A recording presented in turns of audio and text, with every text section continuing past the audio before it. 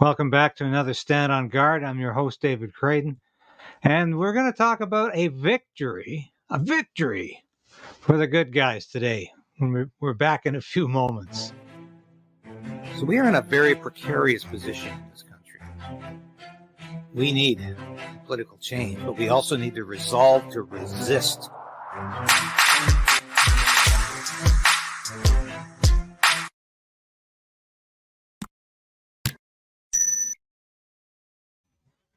Yes, a victory for the good guys. The federal court, we don't get many victories from judges.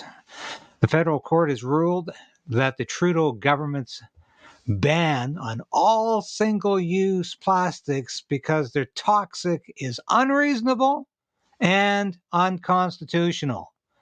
Said that's far too broad a label to spread on all plastics. You can't say they're all toxic.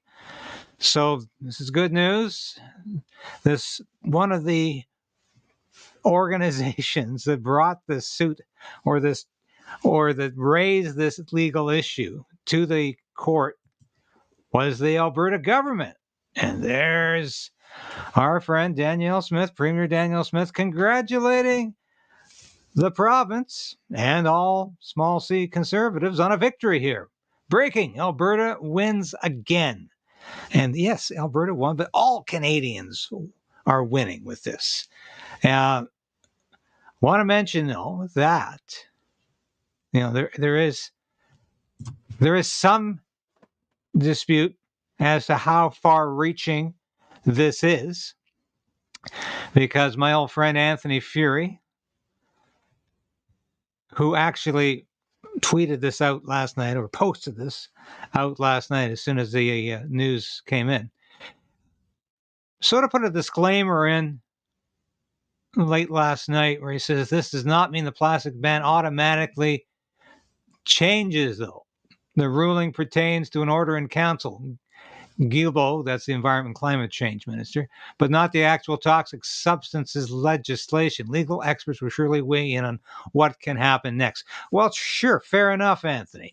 But we see from Mr. Climate Change himself, the Environment and Climate Change Minister, Stephen Guilbeault, who is the author of so many of our sorrows in this country, insists that, Canadians want action on keeping plastics out of the environment, and the government is considering an appeal.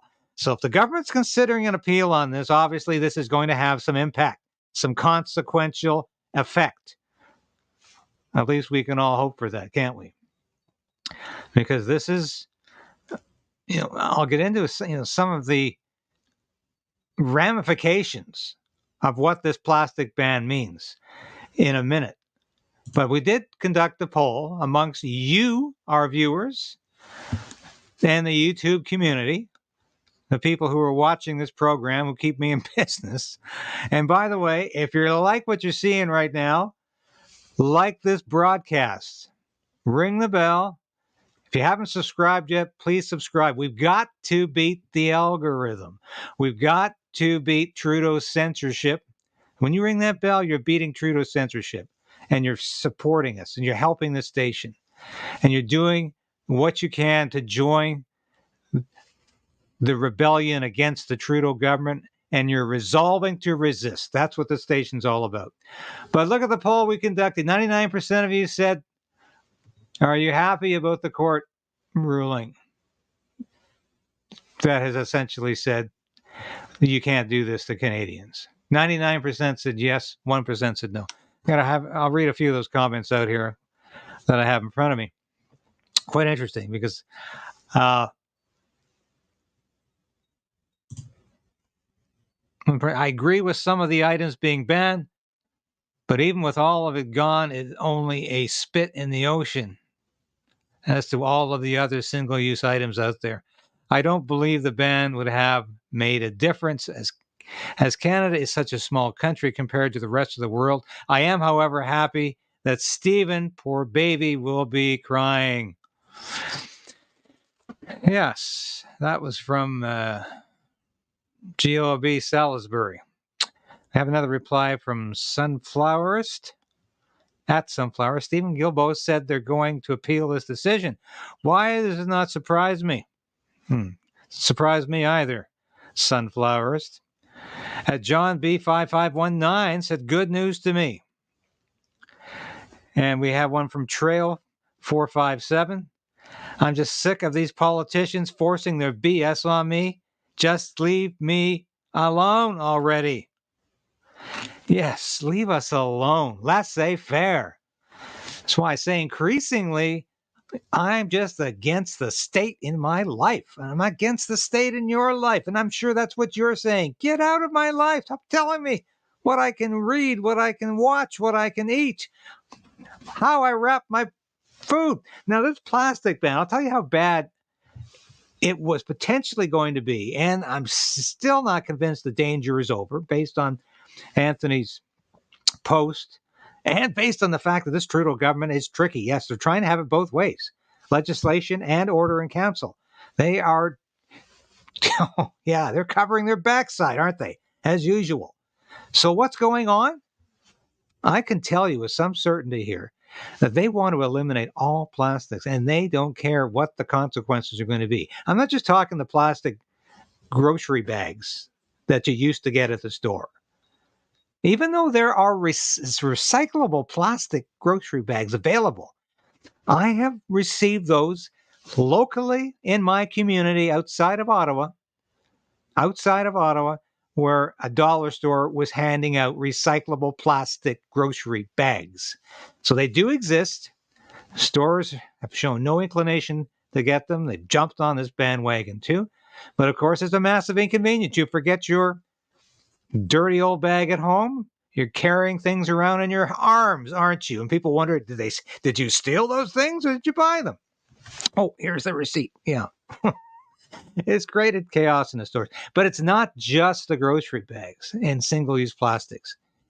It's also the wrapping you use when you buy fruit or vegetables. You put it in a plastic bag, don't you? Because it preserves it, keeps it clean. And that's what also covers the meat in the meat section. Now, what are they going to do? What's the answer to that? Well, there's no simple answer because the paper covering you get at the butcher is not exactly just paper either. It's not recyclable. So as Jerry Ritz, former agriculture and agri-food minister, pointed out to me when I first asked him about this, what do you think about this ban on the plastics that they use in the grocery stores to cover your fruit, your vegetables, and your meat? He says it's never going to work because what about the countries who are shipping their meat, their vegetables, and their produce into Canada? Do you think they're going to abide by this? So once again, it's going to be liberal legislation that hurts Canadian producers. That's what's happening consistently with all of their legislation. So that's what's going to happen again if this court decision does not, in fact, repeal or stop this once again, this overreach of government authority, this authoritarian grab from the Trudeau government. We need to keep fighting. Don't ever think the fight is over because you get a court decision. But it's important to know what's going on here. And it's also important to know how consequential government decisions can be in your life. You're seeing this every day. I mean, you're seeing your life evaporate. You're seeing your world disappear. Things you expected to be are no longer there because governments are taking them away from you. They're taking your freedom away, but they're also taking everything away that makes life convenient. And some of these demands are crazy. Some of these demands are absolutely crazy. Now, I have no problem, with using a recyclable bottle, using a bottle that I can, for water that I can use over and over again. No issue with that. But here's a classic scene. And Justin Trudeau was announcing his plastics ban. He was asked, what do you do in the Trudeau household yourself to reduce your consumption of plastic? And here's what the great man said. Do to cut back on plastics? We have recently switched to drinking water bottles out of when we have water bottles out of a plastic. Away from plastic towards paper, like drink box water bottles, sort of things. There's a number. What an eloquent man! Yes. He didn't seem to have the script in front of him, and he was just meandering all over the place with that comical answer. I remember using that in a story for the Daily Caller. That was hugely popular, not only in Canada, but around the world and in the United States, where they just ridiculed Trudeau for that completely inane and fumbling answer. But there's another side to this, of course. I mean, plastic straws are also included in this plastic ban. How many of you have gone to your favorite fast food restaurant, ordered a soft drink either as a side or as part of your combo, and you get this straw that just literally falls apart as soon as you start using it, because it's made out of paper, and you think, my God, I wish I had a plastic straw.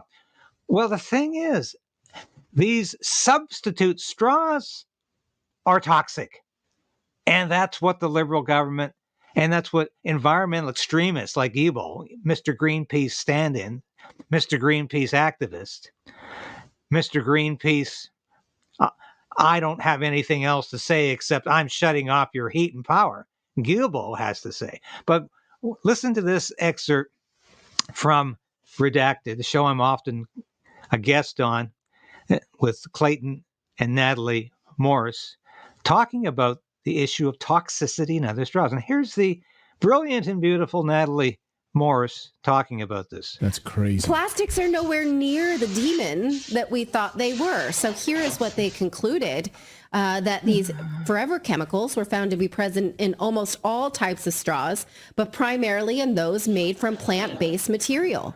So the bamboo ones, even those are bad. These eco-friendly plant-based straws are not necessarily a more sustainable alternative to plastic straws because they can be considered as additional sources of forever chemicals in humans and the environment. Because what if that paper straw, although the paper straw is not going to make it into the turtle's nose, it would just disintegrate, right? So 1 point for the paper straw for that. So again, we're exposing ourselves to more toxins with this straw shenanigans that we're putting ourselves through, and it makes our drinking experience so much worse. Let's all agree on that. I'm going to look at the chat now. So in YouTube, we put up a poll that asked, do you like paper straws? 14% of you say you do. You're lying. You just think that that's the right thing to say. Look at the chart again. That's the wrong thing to say. Do you like them now that you know that you're drinking toxins?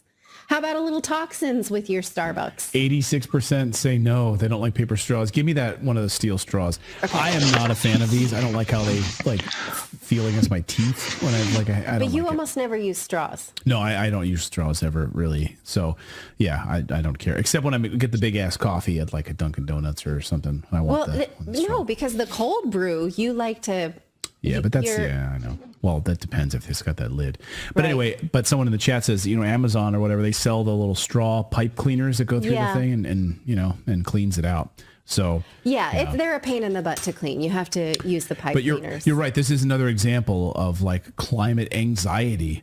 Right. We see a video about a turtle with a plastic straw up its nose. And then we think we're going to somehow, like the planet is going to be saved somehow because we're going to remove plastic straws from San Francisco and plastic bags. Well, it's just, it wasn't thought through. But somebody knew that. Like, okay, good. We're going to make wood straws or, bamboo straws or pulp straws and the public will buy it because they hate plastic. This is a great business model. Great. How do we make them? Well, we need all these toxins. We put all these chemicals around it. We wrap it in chemicals. Okay. Well, people think that that's worse. They won't know. They won't know. Don't worry. They don't care because people don't actually do the math. Yeah, very important to know. You see, we're not even aware of this half the time that we are drinking in toxicity with these so-called safer straws. And I want to go back to this this poll here because it's some great comments from one viewer who says, yes, but we all know they will interfere, meaning the Liberals will interfere with production and shipments of plastic. So don't expect to see them in stores until Trudeau is completely gone. Undoing ridiculous policy is a much longer process than implementation. Now, that is a brilliant analysis, and it actually coincides with what I'm trying to say here every day, every week, is that it is difficult to repeal legislation once it becomes law, because it becomes a given. It suddenly becomes almost a human right, a vested interest. Once something becomes law, it becomes a vested interest, and suddenly it becomes a right. So it's more difficult to get rid of this bad legislation than it is just to stop it.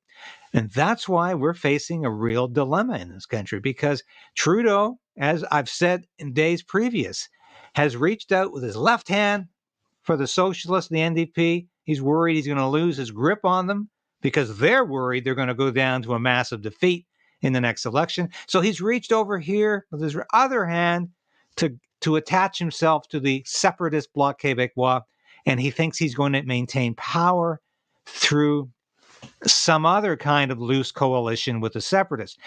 He wants to stay in power for the next 2 years because he believes he can recover his popularity and he can initiate and implement the rest of his nefarious, bad, dastardly, destructive, catastrophic plan for Canada.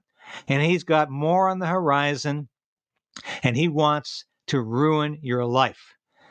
Now, there's a lot of people who think he's working for the World Economic Forum. It's not hard to believe because he has said in the past he's working for the Great Reset. He used the COVID-19 pandemic for that purpose. He uses any crisis for the purpose of advancing his social and his economic policies. And clearly, he has addressed the WEF on several occasions. He is one of their acolytes, one of their disciples. He is a part of the cheerleading section for the globalist movement to take your rights away and give them away to globalists like the WEF, not conspiracies. Trudeau is clearly enunciating that as a policy, and he's clearly demonstrating that, because that's where his loyalty lies. It doesn't lie first and foremost to Canada. So I am frightened for the next 2 years of Justin Trudeau. And that's why we have to untangle him. We have to disentangle these unholy alliances in the House of Commons between the Liberal Party, the NDP, and the Bloc Québécois. And we need new elections. We need an election, and go ahead, make it on the carbon tax. Make it on whether or not we should all be staying up nights worrying about climate change or not. Make it about economic issues that really matter, like interest rates and whether you have enough money to buy groceries, or whether you have enough money to pay for a carbon tax that will be quadrupled in 2 years' time. These are all pressing issues. And as Canadians, we need to be aware of them. And we need, as I said earlier, to resolve to resist the Trudeau tyranny. And it is a tyranny. So thanks for watching today. This is a victory, and we're celebrating a victory from the court. But as I said, always be wary of what the Trudeau government is going to do next, because what it's going to do next is not protect your freedom or mine. It's going to be to continue on a downward spiral, taking away your freedom, pushing policies like censorship and medical assistance and suicide, and other things that are catastrophic for the character of this country and that are leading to its destruction. Thanks for watching today. We'll be back again next week with more of the news that you want to hear